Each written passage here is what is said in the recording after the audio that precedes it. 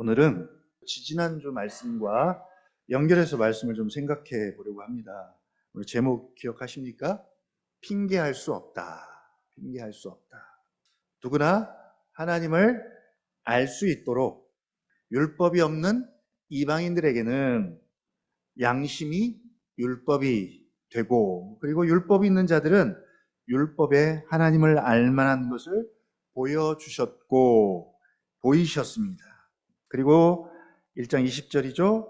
창세로부터 보이지 아니하는 것들 곧 그의 영원하신 능력과 신성이 그가 만드신 만물에 분명히 보여 알려졌나니 그러므로 그들이 핑계하지 못할지니라. 예. 그들이란 단어가 굉장히 많이 나와요. 오늘 본문에도 많이 나옵니다. 그래서 그들을 눈여겨 보시고 기억하셨으면 좋겠습니다. 이제 하나님을 몰라서 알려주지 않아서 우리가 믿지 못했습니다 라는 핑계는 안 통한다. 심지어 율법과 그 조상들과 하나님의 말씀을 가진 유대인들은 더 핑계할 수 없고요. 이 시대에 우리는 그 유대인들이 가진 것에다 플러스 신구약 말씀이죠. 유대인들은 구약만 가졌는데 우리는 구약 플러스 신약까지 이 하나님의 말씀인 성경을 온전히 가졌고요. 거기다가 예수 그리스도와 더불어 성령까지 부어주셨다면 우리는 얼마나 더 핑계할 수 없는가. 그러니까 심판의 엄함은 어떤 식으로 이루어지냐면 이 시대의 우리들을 제일 엄하게 다룰 것이고요. 그리고 그 다음이 유대인들이 될 것이고 그 다음이 이방인들이 될 거예요. 하나님을 알 수 있는 더 유리한 위치에 있고요. 더 좋은 것, 더 많은 것들을 우리가 가졌기 때문입니다. 우리는 종종 예수 믿기 때문에 심판에 대해서 좀 느슨한 경향이 있어요. 오직 심판의 대상을 이방인들, 세상에다 먼저 적용을 합니다. 근데 오히려 세상이 심판에 대해서 우리보다 더 불리하지 않아요. 오히려 우리가 더 불리합니다. 그렇다고 세상에 대해서 심판이 약하다 그런 이야기가 아니라 우리가 그들보다 더 핑계할 수 없다는 그런 의미입니다. 이렇게 하나님을 충분히 분명히 알만한 것을 보여주시고 알려주셨는데 어떤 현상이 벌어집니까? 21절이죠. 하나님을 알되 하나님을 영화롭기도 아니하고 감사하지도 아니하고 오히려 그 생각이 허망하여지고 미련한 마음이 어두워졌나니. 생각과 마음이 죄로 완전히 망가져 버렸습니다. 그 생각이 허망하여지며, 여기서 허망하다는 말은 헛되다, 헛되게 되다, 혹은 무의미하다, 무의미하게 되다, 그런 의미입니다. 이 헛되다라는 말이 가장 많이 나오는 성경이 전도서죠. 전도서는 시작부터 헛되고 헛되며 헛되고 헛되니라고 헛됨에 대해서 이야기합니다. 생각이 헛되게 됐대요. 마음은 미련하고 어둡게 돼버렸습니다. 이제 생각과 마음을 말할 때는 항상 같이 따라다녀야 하는 수식어가 바로 허망한 생각과 미련한 마음이에요. 이걸 전제하고 생각을 해야 합니다. 아, 이미 내 생각이 허망해졌구나. 내 마음이 미련하게 되어서 어두워졌구나. 라고 인식을 하고 시작을 해야 합니다. 이렇게 사람에게 가장 중요한, 어떻게 보면 가장 근본이 되고 근원이 되는 생각과 마음이 이렇게 변해버렸는데, 그런 생각과 마음을 가지고 살면, 그 생각과 마음으로 뭔가를 한다면, 인생의 목적을 생각하고 그런 생각과 마음으로 결혼을 계획하고 가정을 갖고 직장 생활을 하고 공부를 한다면 혹은 미래를 꿈꾼다면 어떤 결과가 나올까요? 뭘 기대하세요? 아직도 선한 것을 할 수 있다고 생각하십니까? 이미 근본적인 생각과 마음이 죄로 오염돼서 생각은 허망하여지고 미련한 마음은 어두워졌는데 거기서 뭘 생산하고 만들어낼까요? 그런데도 아직도 속으로는 그 정도까지는 아닌데 라고 생각하십니까? 근데 그 다음 절은 뭐라고 말씀합니까? 22절이요. 같이 읽어볼까요? 시작. 스스로 지혜 있다 하나 어리석게 되어. 예. 지금도 어쩌면 우리가 속으로는 자기를 이렇게 생각할지도 몰라요. 스스로 지혜 있다고. 그러나 어리석게 되었다라고 이야기합니다. 실상은 어리석게 되어. 그 어리석음이 어떻게 드러납니까? 23절로 드러나죠. 시작. 썩어지지 아니하는 하나님의 영광을 썩어질 사람과 새와 짐승과 기어다니는 동물 모양의 우상으로 바꾸었느니라. 자, 여기까지가 보편적인 이방인들의 죄 중에서도 경건하지 않음에 대한 내용입니다. 그리고 24절부터 31절까지는 이제 이 경건하지 않음에 대한 하나님의 진노가 어떻게 나타나는지를 보여줍니다. 그러니까 18절부터 23절에 대한 조금 더 구체적인 설명인데 한마디로 하나님의 진노 아래에 있는 세상의 실상입니다. 실체. 우리가 세상에 살고 있잖아요. 그러면 세상의 실체를 알고 실상을 알아야 되는데 마치 허상을 실상처럼 우리가 오해하고 사는 거죠. 그래서 두 가지를 우리가 볼 수 있습니다. 하나는 하나님의 진노가 지금입니다. 지금 어떤 방식으로 나타나는가. 우리가 지금 하나님의 진노와 심판을 계속 이야기하고 있는데 별로 시급하거나 민감하지가 않아요. 피부로 와닿지가 않습니다. 저 먼 나라 이야기 같고요. 혹 나중에 주님이 재림하실 때 그때나 이루어질 것 같고 어차피 그 전에 나는 죽기 때문에 볼 일이 없는 거죠. 심판을 경험할 일이 없는 거예요. 그래서 하나님의 엄중한 심판을 이야기해도 우리는 눈 하나 깜빡하지 않습니다. 세상은 세상대로 어차피 콧방귀도 안 낄 거고 교회는 교회대로 무감각합니다. 근데 24절부터 32절의 내용은 지금입니다. 지금 하나님의 진노가 나타나고 있고 하나님의 심판이 부어지고 있습니다. 불의로 진리를 막는 모든 사람들의 경건하지 않음과 불의에 대하여 하나님의 진노가 하늘로부터 나타나고 있습니다. 자, 그러면 우리가 두려움을 갖고 민감하게 반응해야 되는데 무감각해요. 바로 피부에 와닿지 않기 때문에. 뜨겁지가 않아요. 그래서 이 하나님의 진노와 심판이 지금 이 시대 가운데, 이 세상 가운데 어떤 방식으로 나타나는지를 우리가 먼저 알아야 하고요. 또 하나는 하나님의 진노와 심판이 나타나고 있다는 것은 반대로 죄가 만연하고 있고 죄가 왕노릇하고 있다는 또 하나의 증거입니다. 왜냐하면 하나님의 진노는 아무데나 나타나는 것이 아니라 죄에 대하여 죄가 있는 곳에 나타나기 때문입니다. 바로 죄 아래에 있는 인류의 실상을 봐야 하고요.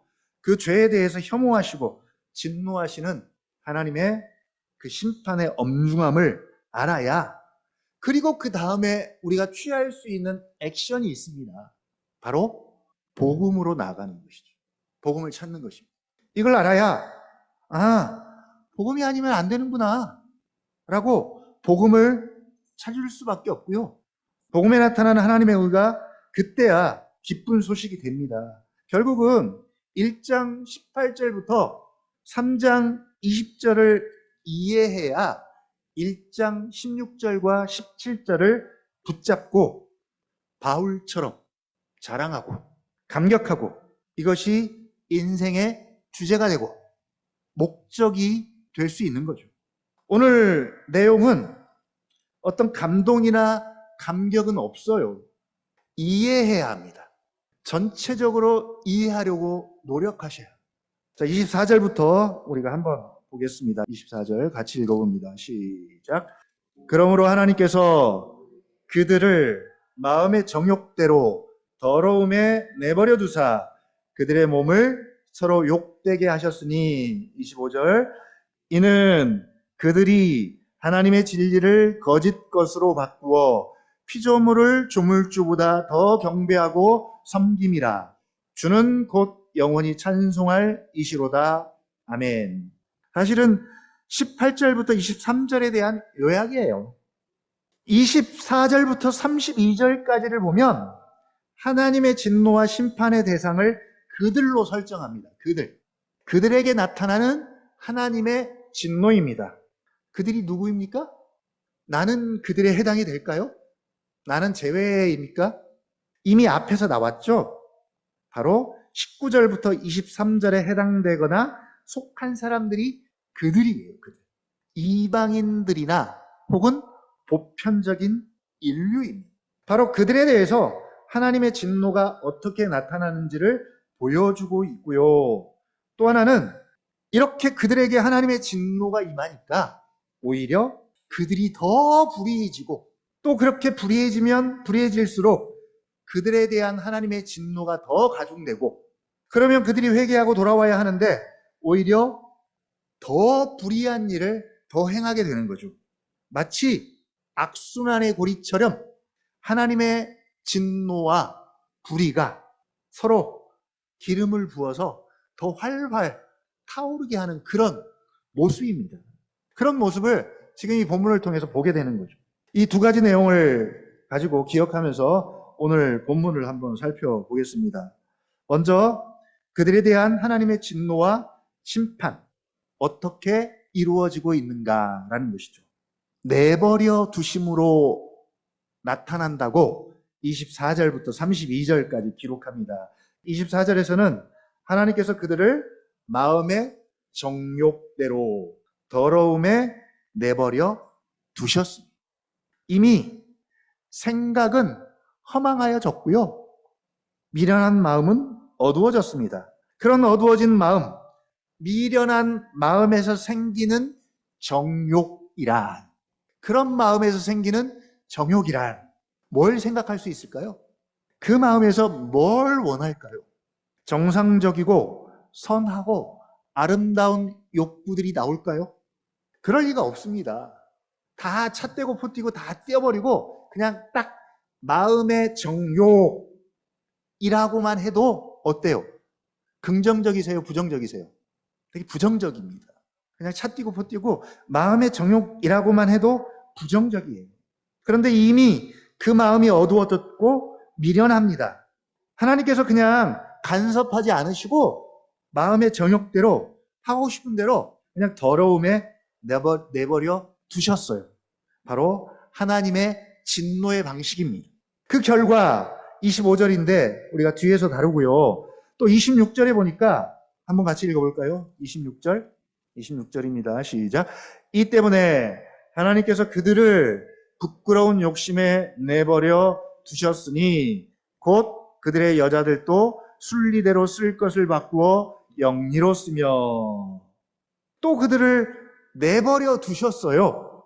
첫 번째는 더러움에 내버려 두셨고, 두 번째는 부끄러운 욕심에 내버려 두셨습니다. 그리고 그 결과가 26절과 27절인데 이건 동성애에 대한 내용을 담고 있고요.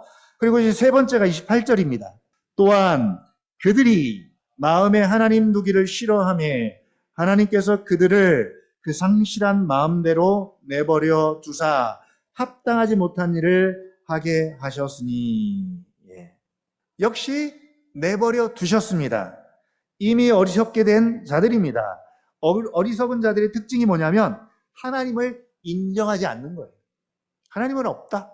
하나님을 인정하지 않습니다.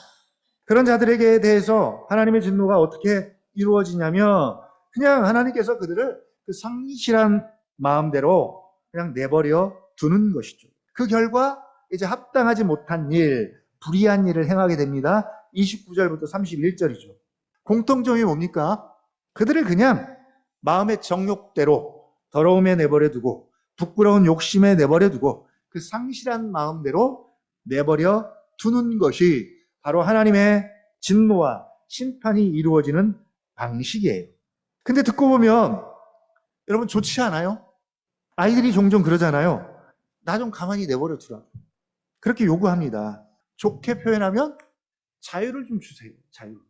내 나이가 얼마고 성인이 되었는데 언제까지 계속 간섭하고 통제하실 거예요? 라고 하면서 자녀들이 부모에게 요구하는 것입니다. 반대로 부모들은 자녀들에게 최후 통첩을 날릴 때가 있어요. 이제부터 네 하고 싶은 대로 해. 앞으로 너가 뭐라든지 상관 안 하고 내버려 둘 테니까 너 한번 하고 싶은 대로 해봐. 라고 합니다. 자, 이게 자유를 주는 겁니까? 아니죠.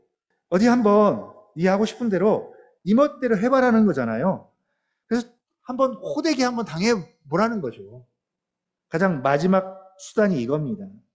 사람은 하나님의 창조와 섭리 속에서 하나님의 은혜와 간섭과 보호와 돌보심과 인도함을 받아야 행복합니다. 안전합니다. 하나님께서 당신이 만드신 피조물들에게 은혜를 주세요. 일반 은혜를 주십니다. 모든 사람에게 주십니다. 하나님께서 선인에게만, 그리스도인들만 돌보시는 것이 아니라 악인들도 돌보세요. 보편적으로 그렇게 은혜를 주십니다. 심지어 까마귀도, 들의 백합화도 다 하나님께서 입히고 먹이십니다. 근데 이 일반 은혜만 잠시 거두셔도 사람은 단 1분도, 1초도 살 수가 없는 거죠. 은혜를 주시지만 그러나 또 한편으로는 그들은 지금 하나님의 진노와 심판 가운데 놓여 있습니다. 심판 중입니다. 지금은 심판 중이에요. 우리 가게마다 항상 이렇게 푯말이 붙어 있잖아요. 영업 중. 지금은 심판 중이에요. 어떤 심판이요? 내버려둠 가운데 있습니다. 내버려두니까 한편으로는 자유롭죠. 간섭도 안 하시고 마음의 정욕대로, 욕심대로, 지 하고 싶은 대로 다 해도 됩니다. 우리 지난번에 자유를 누리기 위해서는 뭘 따라서 행해야 된다? 진리를 따라, 성령을 따라 행해야 한다. 그래야 자유함을 누릴 수가 있습니다. 그런데 진리를 따라, 성령을 따라가 아니라 육체의 욕심을 따라, 소욕을 따라 육신의 정욕과 안목의 정욕과 이생의 자랑을 일삼을 뿐만 아니라 그것을 즐기고 즐거워하고 자랑하고 그것을 높이 평가하는 삶을 살아갑니다. 그렇게 살면 하나님의 진노 가운데 있으니까 망해야 하는데 망하지도 않아요. 오히려 당당하게 잘도 살아가는 거죠. 만족이란 만족은 다 누리고 아주 멋지고 폼나게 살아갑니다. 사람들이 이걸 부러워하는 거죠. 이걸. 특히 의인들이 악인들의 형통함과 번성함을 부러워합니다. 하나님 도대체 이게 뭡니까? 이게 뭐예요? 우리는 쉬지도 않고 주일날도 쉬지도 못하고 예배만 드려요? 교회 오면 왜 이렇게 또 할 것 많고 의무는 많고 섬겨야 할 것 많고 이렇게 열심히 하는데 오히려 왜 의인이 고난을 당하고 악인들은 형통합니까? 왜요? 이게 성경의 큰 주제 중에 하나예요. 지금 정말 세상을 보면 그렇게 보이잖아요. 그렇게 보입니다. 근데 그 결과가 무서워요. 결과가. 25절이죠? 25절 같이 한번 읽어보겠습니다. 25절. 지금부터 읽는 것은 그 결과입니다. 그 진노의 결과. 어떻게 돼요? 시작. 이는 그들이 하나님의 진리를 거짓 것으로 바꾸어 피조물을 조물주보다 더 경배하고 섬김이라. 하나님이 그냥 더러움에 내버려 두시면 결국은 이렇게 되는 거예요. 하나님의 진리를 거짓 것으로 바꿔서 피조물을 조물주보다 더 경배하고 섬기는 삶의 방식을 택하게 됩니다. 썩어지지 아니하는 하나님의 영광을 썩어질 사람과 새와 짐승과 기어다니는 동물 모양의 우상으로 바꿔버립니다. 여러분, 이걸 어떻게 설명할 수 있을까요? 우리가 그냥 쉽게 눈에 볼 수 있는 장면들입니다. 가장 영광스러운 모습으로 만들어 놨더니 가장 어리석은 짓을 하고 심지어 주인도 몰라보고 오히려 말도 안 되는 것들을 만들어서 주인을 능멸하고 그것들을 나의 주님, 나의 주인님이라고 그것들에게 절하는 아주 우스운 일들이 벌어지고 있다는 거죠.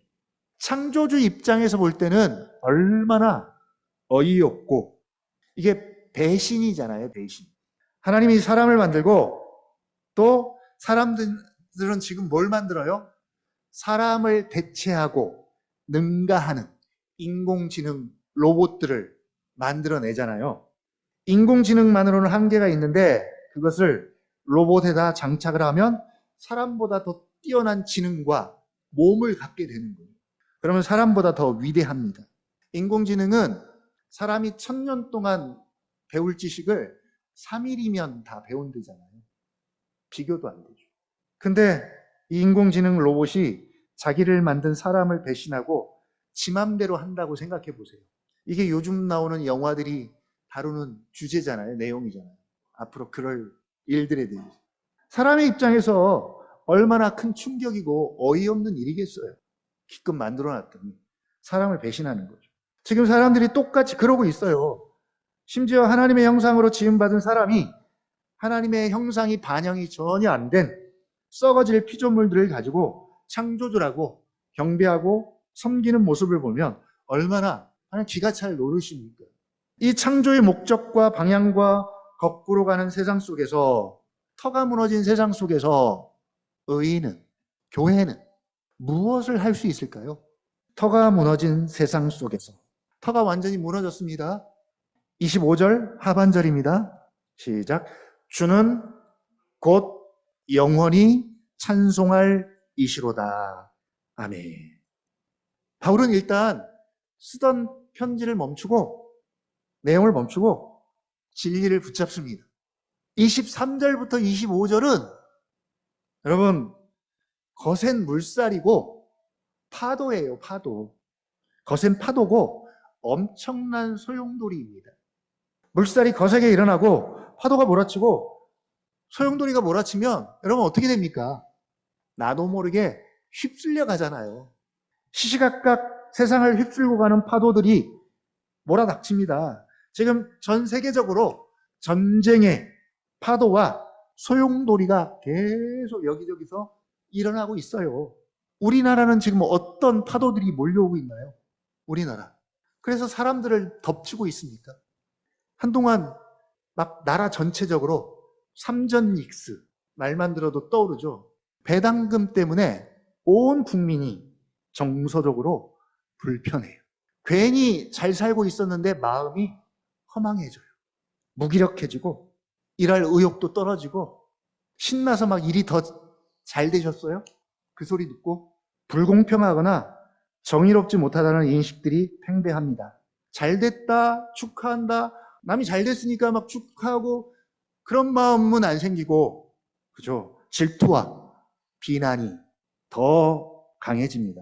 바로 우리 사이에 몰아닥치는 파도와 거센 물살들이에요. 어때요? 그런 파도와 물살 속에서 평정심을 유지하고 계십니까? 흔들리지 않는 침대에 앉아서, 그죠? 마이웨이 하고 계세요? 그러든지 말든지 나는 꿋꿋하게 나의 길을 가련다. 여러분 평안하십니까? 일편단심 주님의 말씀 안에서 한치의 요동함도 없이 계속 그렇게 살고 계세요? 하나님의 진리를 거짓 것으로 바꾸어 피조물을 조물주보다 더 경배하고 섬기는 것이 일상이 되어버렸고요. 진리가 되어버린 시대에 우리가 살아갑니다.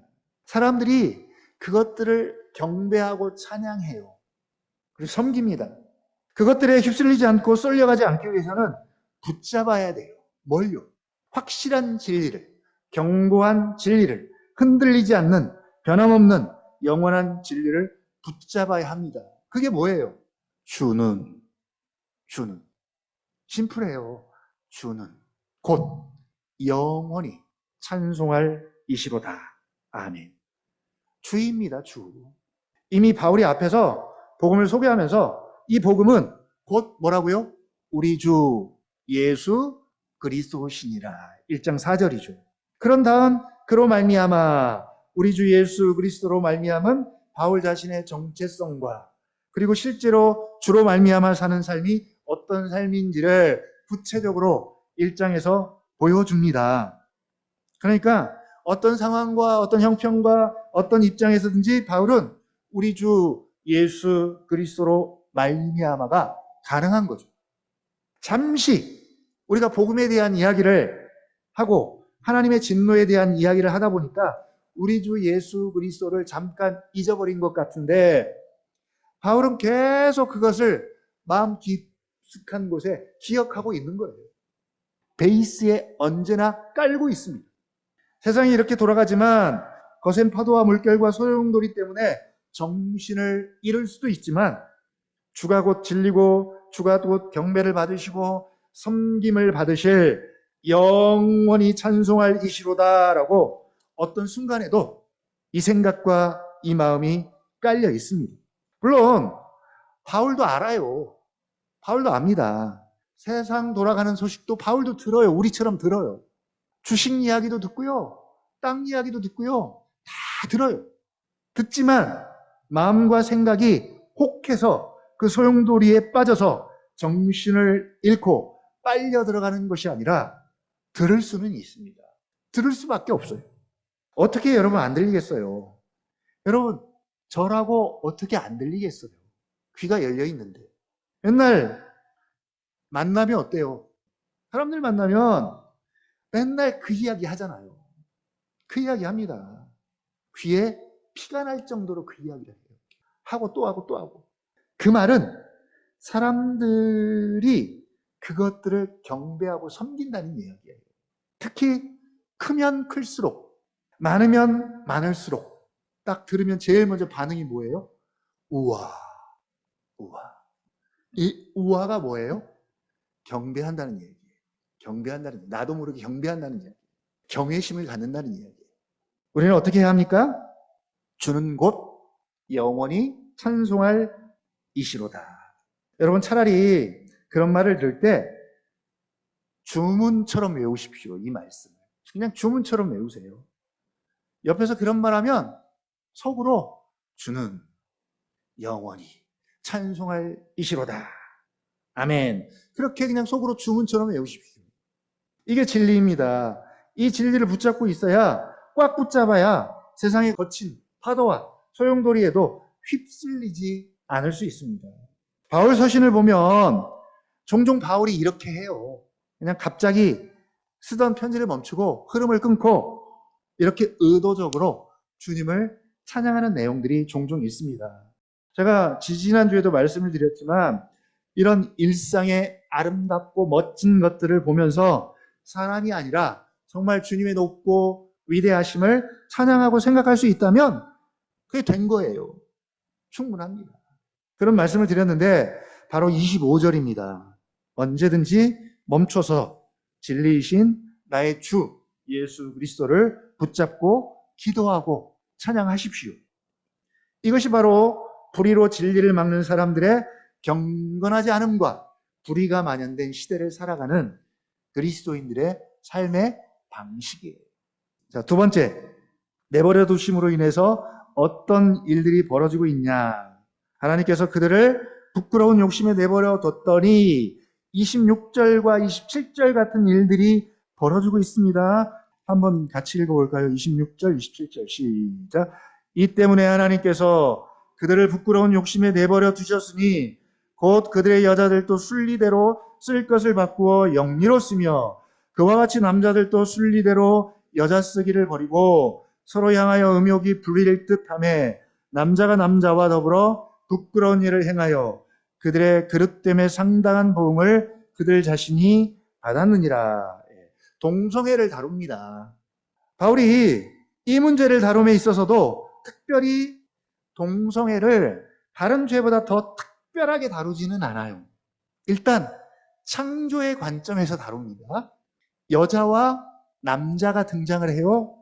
왜요? 하나님께서 어떻게 창조하셨기 때문에? 남자와 여자를 창조하셨기 때문에.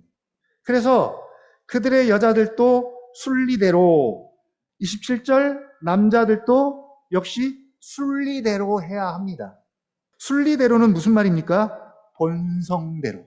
본성대로 해야 되는데 본성이 오염되니까 이런 일이 벌어지는 거죠. 본성은 하나님께서 원래 사람을 만드신 그것대로입니다. 혹은 창조의 질서대로, 창조의 법칙대로. 자연이 잘 돌아가는 건 뭐예요? 하나님께서 법칙을 부여해 주셨는데 그 법칙대로 돌아가니까 자연이 정상적으로 가는 거죠. 자, 남자는 남자로서, 여자는 여자로서 하나님이 창조하신 질서대로, 법칙대로, 순리대로 가야 합니다.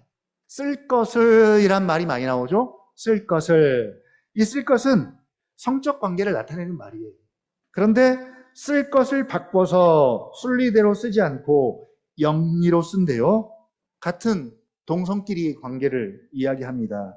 27절은 여자끼리, 레즈비언이라고 이야기하죠. 28절은 남자와 남자 사이에 이루어지는 동성애적 관계인데, 일단 바울은 창조의 원리에 따라 하나님께서 남자와 여자를 각각 만드셨고요. 한 남자와 한 여자의 결혼을 통해서 둘이 한 몸이 되고 한 육체가 되라고 하십니다. 이게 성경이 말하는 창조의 원리고 법칙이에요. 그래서 남자든 여자든 순리대로 본성적으로 써야 합니다. 그렇지 않으면 뭐다? 죄다. 그러면 요즘 동성애를 굉장히 부각시켜서 이걸 가장 악하고 가장 못된 죄라고 이제 부각을 시키는데, 그럼 문제는, 그러면 동성애는 이성애보다 훨씬 더 악한 죄인가? 이성애든 동성애든 하나님의 법과 질서에 벗어나면, 질서에서 벗어나면 이건 다 죄입니다. 다 죄예요. 물론 이것이 동성애가 하나님의 창조의 법칙과 질서를 더 공격적으로 거부하고 드러내기 때문에 악한 거예요. 악한 죄입니다. 그러나 그렇다고 해서 하나님 앞에서 또 다른 어떤 것이 더 가벼운 죄다, 그렇게 말할 수는 없어요. 가벼운 죄는 없습니다. 가벼운 하나님께서 그냥 봐주고 그런 건 없어요.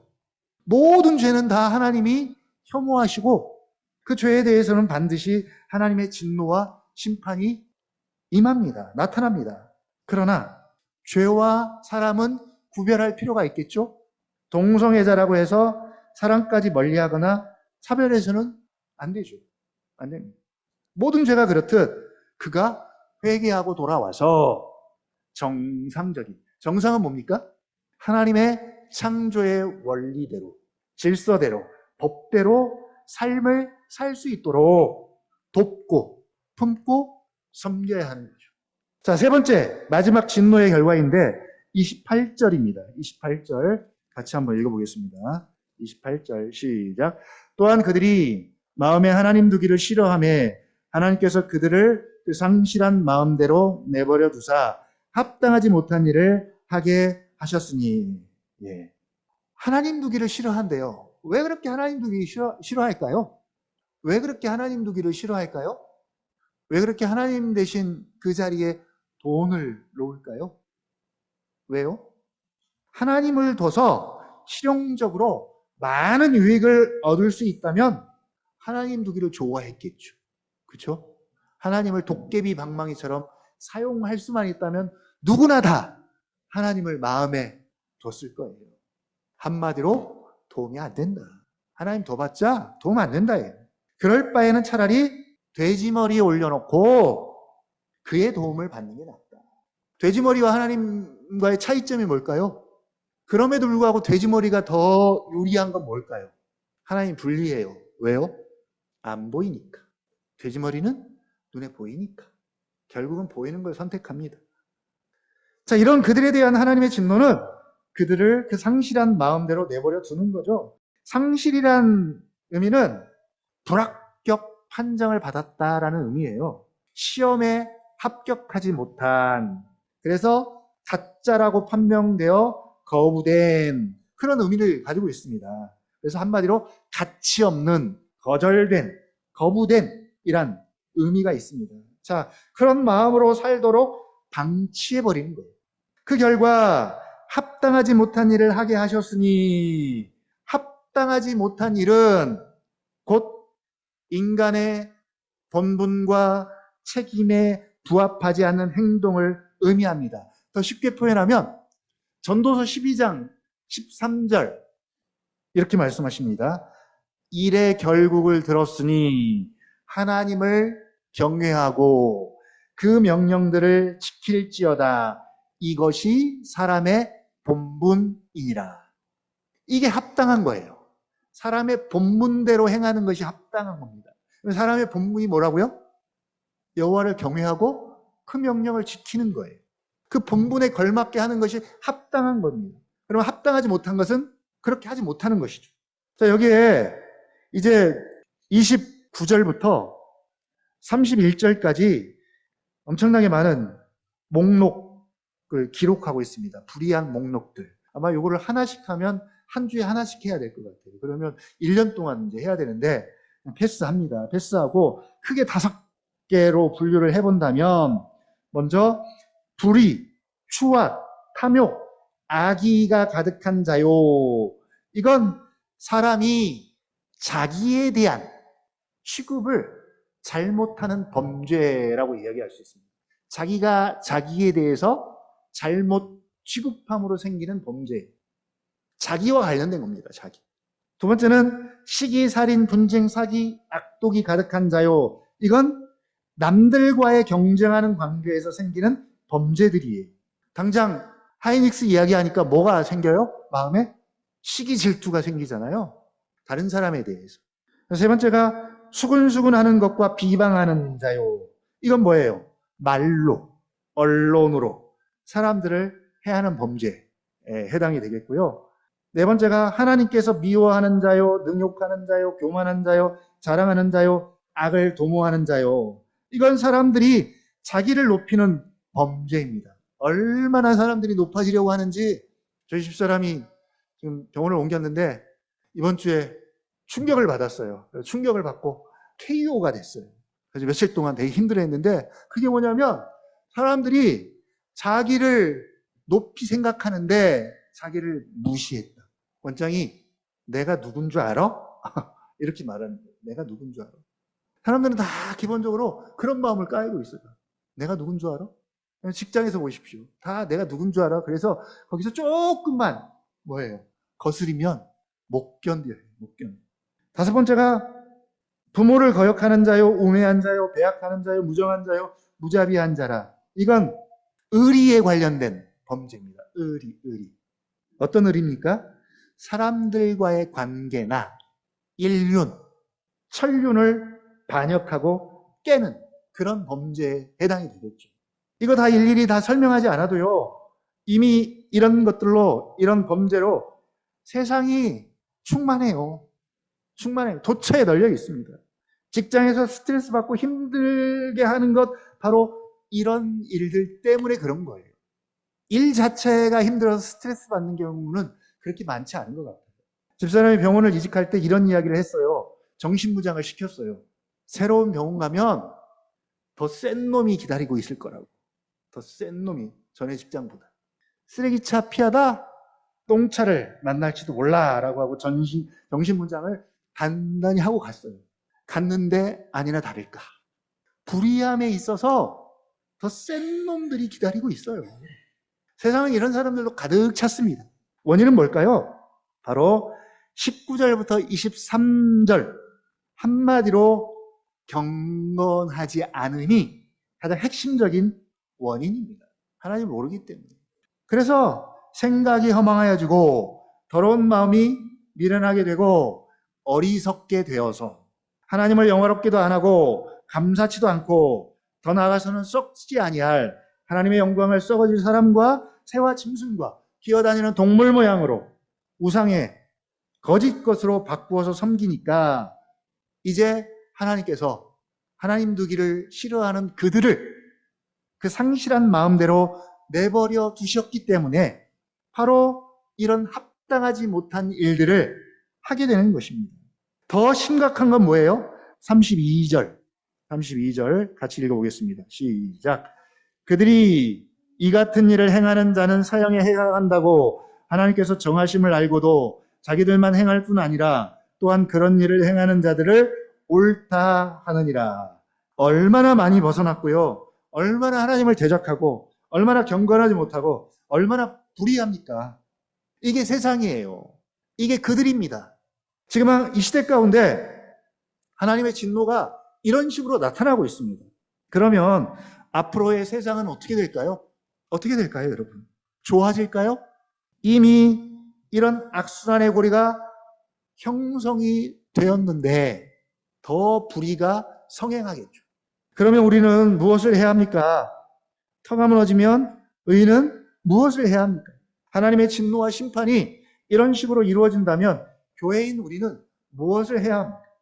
우리 주 예수 그리스도는 주는 곧 영원히 찬송할 이시로다.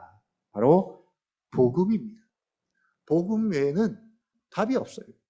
누가 하나님의 이 진노와 심판에서 벗어날 수 있고 살 수 있을까요? 그래서 16, 17절입니다. 복음에는 하나님의 의가 나타났으니 오직 믿음으로 말미암은 의인은 살리라. 바로 복음에 나타난 하나님의 의만이 우리를 하나님의 진노와 심판에서 살릴 수 있습니다. 오늘 우리가 하나님의 진노가 오늘날 경건하지 않음과 불의에 대하여 어떻게 나타났는지 우리가 잠깐 살펴봤습니다. 그것은 바로 상실한 마음대로 내버려 두는 것이고요. 더러움에 내버려 두시고요. 하나님 두기를 싫어하는 그 상실한 마음대로 내버려 두시는 것입니다. 그 결과 오늘날 온갖 불의들이 성행합니다. 이건 바로 하나님의 진노의 결과입니다.